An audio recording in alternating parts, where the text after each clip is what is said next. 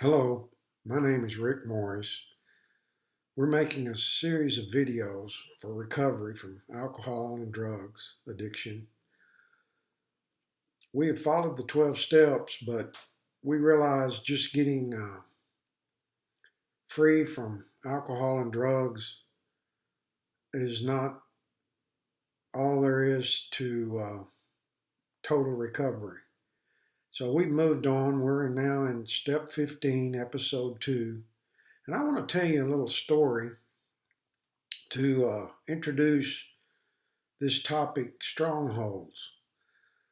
When I was growing up, there were a lot of people that had gone through the Depression, and they basically had been struggling just to put food on the table. They saw their parents worry about food and clothing and place to live, and they created a place in their heart, a stronghold I would call poverty. They had a poverty spirit. And many of them, or most of them, didn't have a clue as to what was causing them to have this poverty spirit. But some of the things I saw amazed me. I saw after a funeral, we cleaned out a closet that had bags full of coat hangers from the cleaners that weren't thrown away, weren't put in the garbage. They were put in a bag and stored. I saw old lawnmowers. Instead of when a lawnmower would wear out and break and they would buy a new lawnmower, they would park the old one and keep it in case they needed a part off of it someday, or who knows what reason. It was a poverty spirit. I saw people that would buy a new car and then they would just park their old one on the property somewhere. And so soon there was several old cars that didn't run. They were rusting out. Maybe the tires were flat. And this was an indication of poverty or a poverty spirit. Now, sometimes it goes to the point where people become hoarders. They fill up their garage first with items they think they might use someday. And anyway, that's the rationale. And then they begin to fill up their house. There are stories of people that have little trails through the rooms, like living room, dining room, bedrooms. They just have trails that you could walk through because items were stacked to the ceiling. There are people with closets full of clothes that they haven't worn in 20 years that would never fit them anymore, and they're totally out of style. They don't take those and give them to a charity. They just store them. They store them because of this poverty spirit. So today we're introducing a new concept, and we're going to talk about why it's important in recovery, and the title is Strongholds.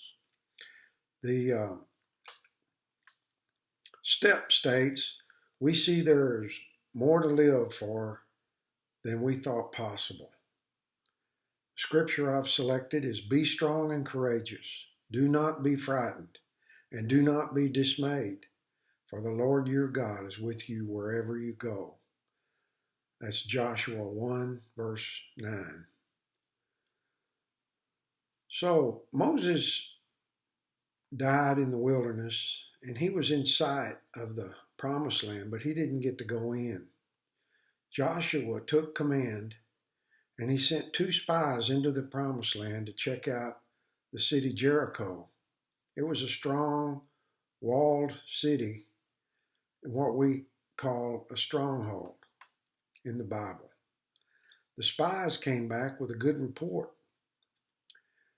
It says in the scripture, truly the Lord has given all the land into our hands, and also all the inhabitants of the land melt away because of us. That's Joshua 2:24. Now, according to the Bible, the promised land of Israel was occupied and one of the strong cities was Jericho. Spies reported to Joshua that the inhabitants of Jericho, a strong city with walls, feared the army of Israel. One of the ways of God, His ways are higher than our ways, but one of His ways is He establishes patterns in the natural that follow the spiritual. The natural is a type and shadow of the spiritual.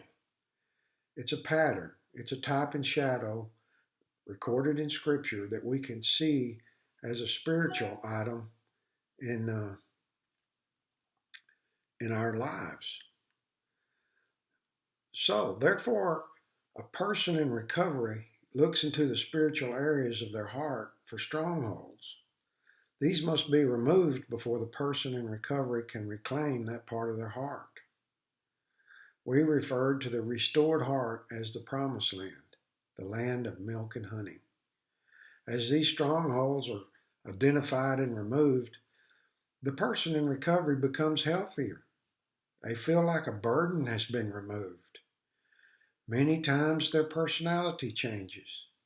They feel like they're taking their life back. For someone in recovery, this is monumental.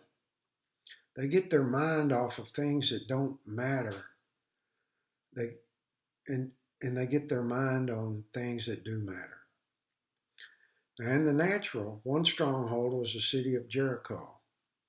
In the spiritual, the stronghold may be fear, rejection, abandonment, lust, pride, envy, poverty, or greed. There can be any number of strongholds in our heart, and most of them we're blind to. Just like when I explained the poverty spirit from people back in the Depression days, they were blind to why they were hanging on to things. You know, another thing they would do is when someone would offer something that they were cleaning out of their garage or their closet, these people would take it. They would take anything because of this poverty spirit, even though there was no way in the world they would use this thing. Now, for instance, we may feel like fear has always been there. It's a part of us. Wrong. It's not a part of us. We weren't created to be afraid. God created us in His image. He is courageous. We are created to be courageous. If we have always lived in fear, then that is a stronghold. A person who has lived with fear for decades doesn't even know what it feels like to be courageous. It's important to know that we must make this assessment by what God says about us, not our opinion of ourselves or our reality, what is real to us right now. So, if we don't know what strongholds are in our life, how do we identify strongholds in our life? If we don't know that they're there, how do we identify them? I'll pause and let you answer or think about it as a group, and then I'll give you my answer.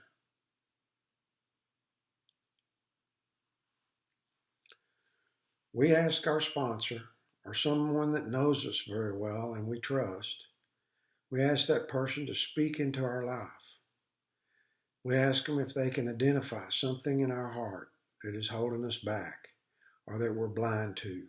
We just can't see it. It's good to get confirmation from another person we know or trust.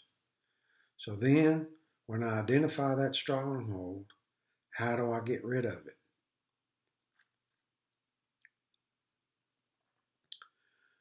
We ask God to help us remove this stronghold.